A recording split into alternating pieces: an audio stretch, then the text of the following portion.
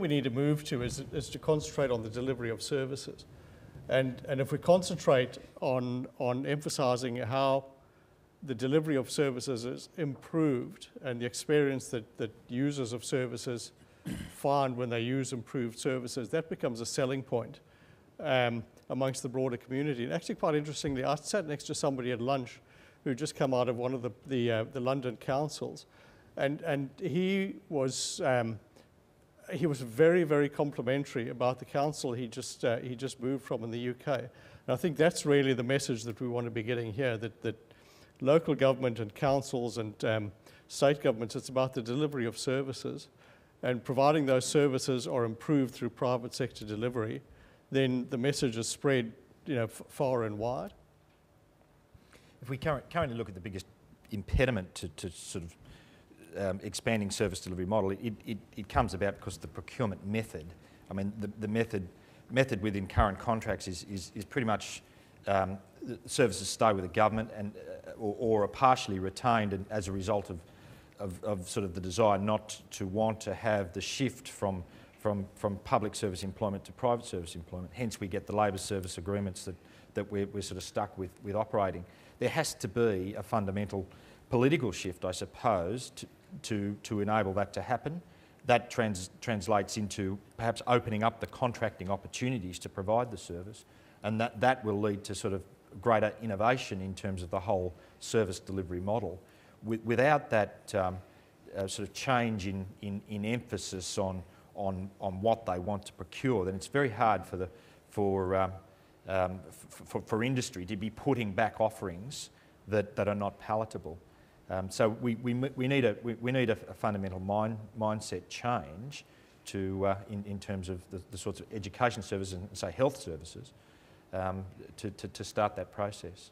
I think we also need a commitment to sustaining that. It's too easy for government to dabble and try, and there are a couple of isolated examples of hospitals around the country where clinical services are actually provided by the private sector, but the private sector got out of it pretty quickly because government stopped doing it, and it became such a marginal exercise to just have one public hospital in your portfolio where you were providing public services. So I think that there does need to be that shift, but then it needs to be committed to and needs to be sustainable. And I think then that the other stakeholders will come along, and the capital providers are another one. And David Roseman mentioned how if we put more services in, we probably will change the capital balance. But I think if we know that that's where the model is going, that education process, not only of government and of the community, but of the capital providers as well, will all manifest itself if there is a genuine commitment and a sustainable commitment to it.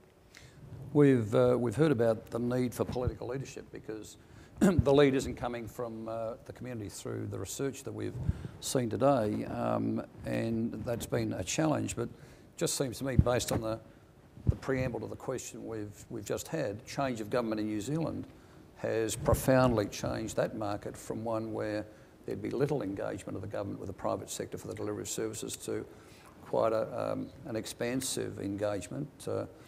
We're currently seeing in this state the consideration of outsourcing of some government services that would not have been considered without a global financial crisis. Perhaps similar things happening in Queensland. Western Australia's got some process of change. So it just occurs to me over the last 6 or so months, there's evidence that there is quite a groundswell of change before us. So I think it just seems to me this discussion is very timely discussion. Do we have any further comments or questions? One at the back. Mark Reynolds, Bovis Glenlease. There's been everyone's alluded to leadership as one of the sort of barriers that's stopping this happening quickly. Just a comment perhaps from each of the panels as to what do they think the industry could do in the next year to help political leadership change that would encourage greater involvement in the PPP market. Who wants to lead off? Perhaps if I start if we just take the two sectors that we have most involvement in, which is health and education. I think within the projects that we're involved in, we see that we need to be ploughing back a lot of that information back to the Department of Education at a higher level, try and sort of work with them at a sort of steering group level to look at what positive improvements could be coming out of it. I mean, running lessons learnt sessions, starting to challenge their thinking about it. When it's hot with them through the project, that's certainly one aspect of it. With education, with health, I mean, there is certainly huge opportunity in health to work with them in terms of just their whole procurement model and their whole processes of user group consultation and that on the physical delivery or design of buildings, that would greatly assist. That would then open up the opportunities to start to think about how we could explore or expand various service deliveries as well. So it's integration with the right level within those departments to have them understand the benefits and the opportunities for their service model delivery to change. I think another sort of thing we can do is stop letting government use the sort of GFC as an excuse, and we better go back to how we used to do things, because the private sector is having all these problems due to capital constraints and GFCs. I think the desal is just a great example of nobody knew when that process started out where it was going to finish and the challenges it might face, but just a belief that between government and the private sector, the competition would innovate and create the right solution. I think the evidence has now been borne out with the recent announcement. But there were many doomsayers who were saying, well, why are we even bothering with private capital 6 months ago when the world was melting down? So I think we've got to just accept that competition does foster innovation, and it does foster better services. And if governments trust that and don't sort of retreat because of the GFC, we will see those innovations and those better service delivery outcomes. Yeah, I just add to that, the GFCs also help to contribute to a discussion about the role of the private sector in the provision of public infrastructure, with the government's package, the stimulus package, and the fact that it has to be spent and spent quickly. And this brings me to my point on leadership, the importance of leadership not only at the political level, which is critical, obviously, but it's also at the bureaucratic level, and having good quality bureaucrats. And we have a handful in New South Wales, and Bob Leese is one of them. I mean, he made a decision when he's put in charge of this process for New South Wales, the contractor manager model for the construction of and management of the spending in public schools of that package. Now, the Department of Commerce wanted to run that process. There's no doubt about that.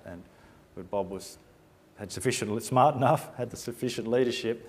And I think they led all the other states. I'm not sure what the other models are in the other states, but I'm sure they're doing it here. And it's that kind of leadership where we now have a number of private sector agencies involved in the provision of public construction. For me, the private sector can play a very important role in getting the debate going. I see today's discussion and lunchtime address as an opportunity to start exposing some of the ideas and get a healthy debate in the public arena going. There hasn't been much of a debate about alternative models. There hasn't really been the drivers for change, but as I mentioned a moment or two ago, there's some significant drivers for change.